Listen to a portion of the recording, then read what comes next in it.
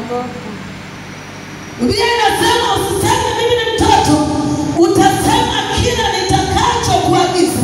Lakini yote kwa yote anasema usiogope kwa sababu ya nini? Ya hawa.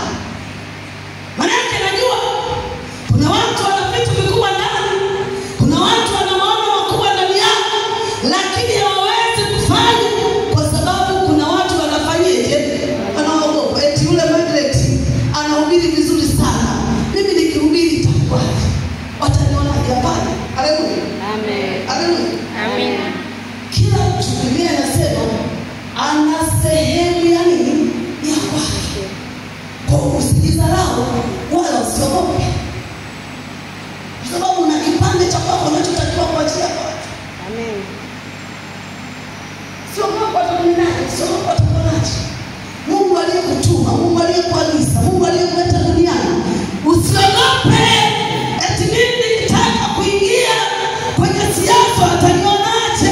Usiogope. Nikitaka kuanza kufungua biashara sina mtaji, ninakwambia Mungu anaanza na mambo madogo. Chukua hiyo shilingi 10,000 kaanza kuuza hata machungwa, na Mungu yeye alisema atabariki kazi za mikono yako. Sasa wewe huna hata mwanzo mdogo, Mungu atakubariki kwa nini? Hujaanza hata mwanzo mdogo, halafu nataka Mungu akubariki kwa lipi? Lazima uanze kwanza na biashara ya kuuza uji kwenye chupa ili akubariki uweze kuwa na hoteli. Lazima uanze kwanza kuwa mjumbe wa nyumba 10 ili uweze kufika kwenye hiyo nafasi unayoitaka. Lakini zaidi ya yote anasema usiogope kwa ajili ya hayo. Shida ya watu wengi sana ni waoga. Shida ya watu wengi sana wanaogopa, na Mungu anawaheshimu mwanzo mdogo.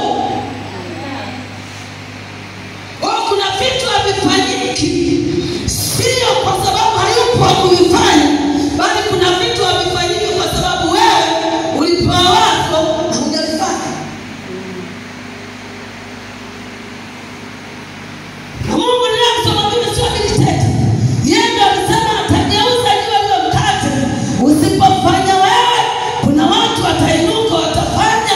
Na mimi nikwambie mtu wa mahali hapa Moravia. Haleluya. Amen. Haleluya.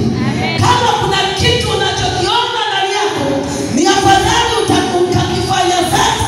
Kwa sababu tutakapokuwa na kanisa kubwa la kimataifa, inawezekana wakaja watu wenye nguvu kuliko wewe, halafu wakafanya ulichotakiwa kukifanya. Kwa hiyo unachokiona ndani yako leo, ni heri uje uombe nafasi ukianze, kwa sababu huwezi kujua baada ya miaka 5 tutakuwa wapi, tutakuwa tumefika wapi. Utatamani, utasema niliona lile wazo sikulifanya, halafu atakuja mgeni anaanza kufanya. Amen. Anasema tuweze Maana mimi nipo pamoja nawe nikuokoe, asema Bwana. Mungu anasema maana yeye Mungu yuko pamoja na wewe akuokoe. Kwa hiyo usiogope. Maana Mungu yuko pamoja na wewe akuokoe, sio akuangamize. Mungu sio mfanyabiashara wa hasara namna hiyo. Mimi huwa ninaambia watu, Mungu sio mfanyabiashara wa hasara namna hii. Eti aniite mimi market niwe mhubiri, halafu kesho anaanza kitandani. Haiwezekani. Haipo.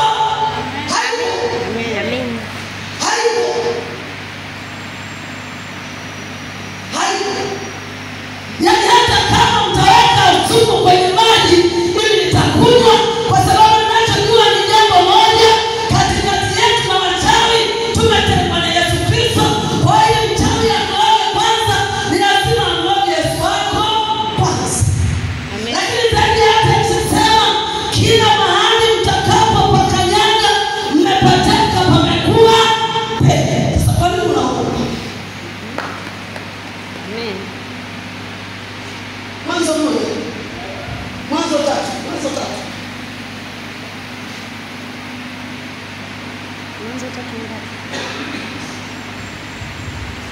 Mwanzo 3:9 mpaka 12. Kama hivyo, kama hapo niambie sema. Mwanzo 3:9 anasema Bwana Mungu akamwita Adam. Bwana Mungu akamwita Adam. Akamwambia uko wapi? Akamwambia uko wapi? Hello. Amen. Haleluya. Amen. Haleluya. Amen. Haleluya. Amen. Haleluya. Amen. Yaani Mungu aliyemuumba Adamu, halafu anamuuliza Adamu uko Wapi? Hello. Amen. Inakuingia akili? Inakuingia akili? Yaani kamuumba Adamu. Au maimaza na sasa. Yaani Mungu kamuumba Adamu. Alafu anamuuliza Adamu uko Wapi? hivi ni kweli Mungu alikuwa anajua Adamu wapi? Tamani kufundisha sasa. Amen. Mungu anamwambia Adamu uko wapi? Yaani yeye aliyemuumba Adamu. Halafu anamuuliza Adamu uko Wapi? Hello. Amen. Somo letu linasemaje vile? Njiani. Aliumba akampa kila kitu. Akamwambia kuna kila tunda lililopo kwenye bustani. Kasoro tunda lililopo wapi? Mti wa katikati. Mti wa Hello. katikati. Amen. Si tuko kwenye sehemu? Amen. Si tunatengeneza walimu? Amen. Kasoro mtu wa mema na Mabaya. usifanyeje? Usile wala kugusa. Sasa shida Adamu anaulizwa huko wapi? Hebu endelea kusoma kidogo. 10 anasema akasema nalisikia sauti yako bustanini nikaogopa kwa kuwa mimi ni uchi nikajificha. Anasema nalisikia sauti yako nikaogopa kwa sababu mimi ni uchi. Adamu aliulizwa huko wapi? Hakuulizwa Adamu mbona una Mungu? Hello. Amen. Adamu aliulizwa mbona uko uchi? Hapana. Manake kilichokuwa kinatafutwa kwa sababu Mungu alimweka Adamu kwenye nafasi. Alipokuja Mungu kuwatembelea ile jioni, akakuta kwenye ile nafasi aliyomweka Adamu, Adamu hayupo. Sio kwamba alikuwa hajui Adamu aliko. Sasa na wewe, kwa sababu na roho ya kuishia njiani, Mungu kwenye ile nafasi aliyokuitia, akija asipokuona, anauliza mandate huko wapi? Amen. Watu wa Mungu, haleluya. Amen. Waliokuja kwenye semina, haleluya. Amen. Sio kwamba Mungu akuja na kuona, lakini kuna nafasi iliyosababisha wewe uwepo duniani, lakini kuna pengo iliyotakiwa kuliziba wewe, lakini kuna nafasi ambayo iliyotakiwa kuifanya.